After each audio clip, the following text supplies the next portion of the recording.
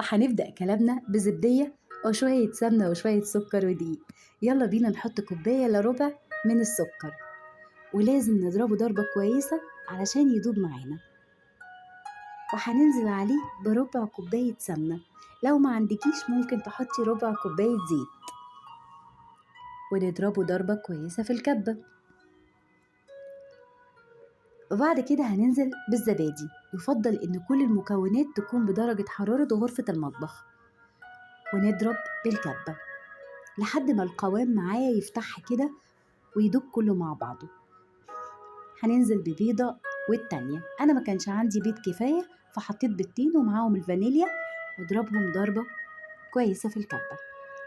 ده برتقان او ريحة البرتقان بحبها جدا في الكيك، بتديني نفس الكيك اللي بالبرتقان. حطيت حبة زغنطتين، وجبت الدقيق ما يعادل كوباية ونص من الدقيق ونخلتهم.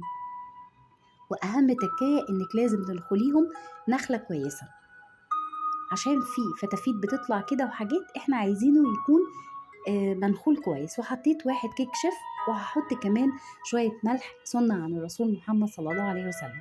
ونقلب القوام ده كله مع بعضه، وننزل بالخليط السائل ونديله بقى هنا تقليبة كويسة قوي قوي.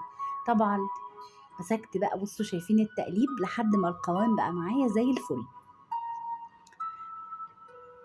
هنجيب الصينية بتاعتنا، اي نوع صينية عندك، بس اهم حاجة ترشي فيها اول تعمليها بشوية زيت، وبعد كده تحطي عليها شوية دقيق علشان الكيكة ما تتلدعش منك لو الفرن عندك ناره عالية. ونزلنا بخليط الكيك مش كله، يعني 3/4، وسيبنا الربع المتبقي.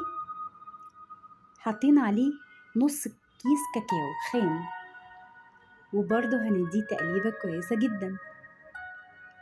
كيس الكاكاو هنا ما كانش كامل معايا، فاضطريت ان انا احط نص كيس تاني. ونزلت على باقي الصينية، وطبعا هبتها هبدتين على الرخامة، وابتديت ان انا ازينها بالشكل ده.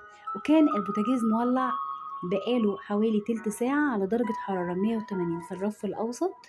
وحطينا الكيك بتاعتنا. الكيكة دي الميزة بتاعتها ان هي حلوة قوي، مسكرة جدا. البرتقان، ريحة البرتقان فيها حلوة قوي. انا ما كانش عندي برتقان طبيعي، هنا بقى كانت استوت وابتديت ان انا اطلعها. بس المشكلة هنا ان انا كنت لازم استنى عليها تبرد، انا ما استنيتش عليها تبرد، فكانت لازم تبرد عشان ما تبقاش مفرولة مني. طبعا ما كانش فيه وقت، وجبت النوتيلا وحطيت من فوق الوش قطعتين نوتيلا.